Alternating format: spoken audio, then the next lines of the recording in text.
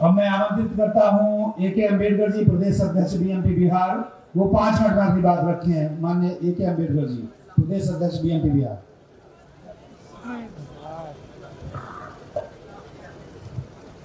साथियों,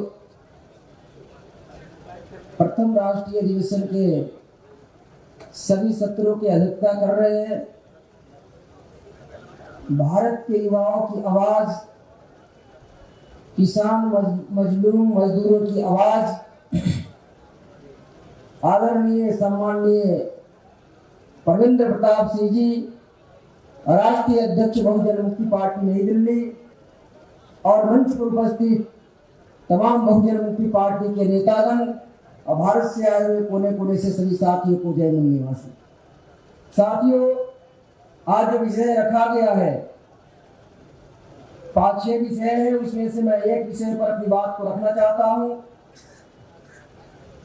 जिस व्यवस्था परिवर्तन की बात हम लोग करते हैं वह व्यवस्था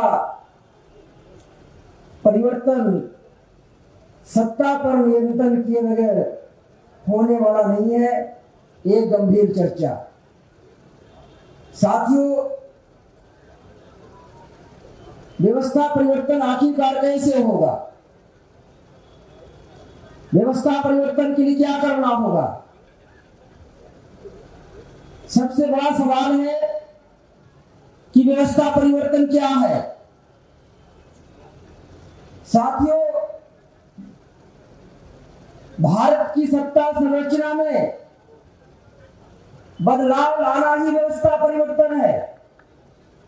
भारत की जो सत्ता संरचना है, पावर स्ट्रक्चर है, उस स्ट्रक्चर में बदलाव लाना ही व्यवस्था परिवर्तन है। जब तक पावर स्ट्रक्चर में बदलाव नहीं होगा तब तक व्यवस्था परिवर्तन नहीं होगा।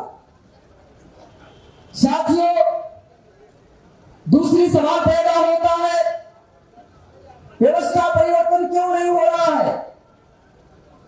व्यवस्था परिवर्तन इसलिए नहीं हो रही है क्योंकि सत्ता के रूप और स्वरूप में जब तक बदलाव नहीं होगा, सत्ता के रूप और स्वरूप में जब तक हम लोग बदलेंगे नहीं, तब तक व्यवस्था परिवर्तन नहीं होगा। तीसरा सवाल पैदा होता है, फिर व्यवस्था परिवर्तन कैसे होगा? साथ ही व्यवस्था परिवर्तन करने के लिए पहले नंबर का परिवर्तन सामाजिक परिवर्तन करना होगा। सामाजिक परिवर्तन की ताकत क्या है? सामाजिक परिवर्तन की मतलब क्या है?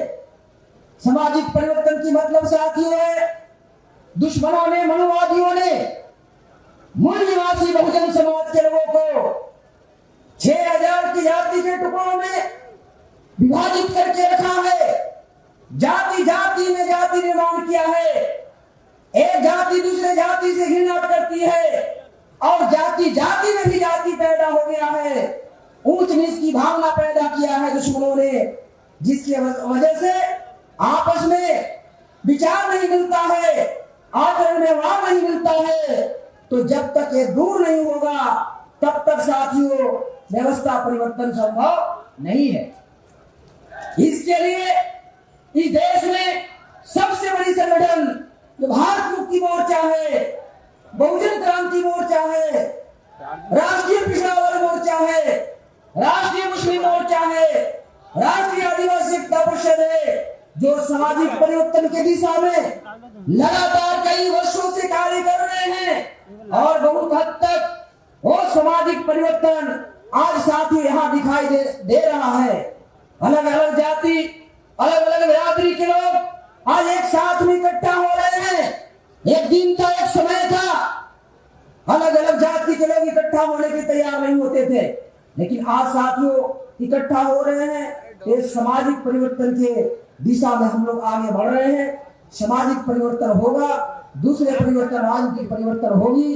राजनीतिक परिवर्तन करने के लिए आज बहुजन मुक्ति पार्टी इतने बड़ा कार्यक्रम आयोजन किया है और हम लोग आने वाले समय में जब राजनीतिक परिवर्तन होगा तो सत्ता में हम लोग हिस्सेदार बनेंगे। सत्ता में हिस्सेदार बनने के बाद सत्ता पर नियंत्रण करने लायक बनेंगे।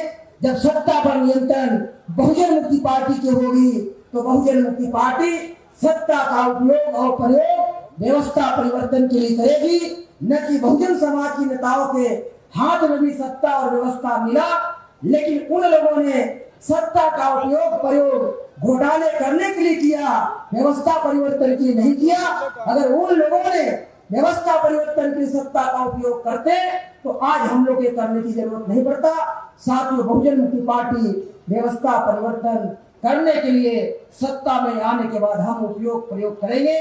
ऐसी यकीन और उम्मीद के साथ में आप लोगों के बताते हुए अपनी बात को समाप्त करता हूं। जय भीम, जय मूल्यवान।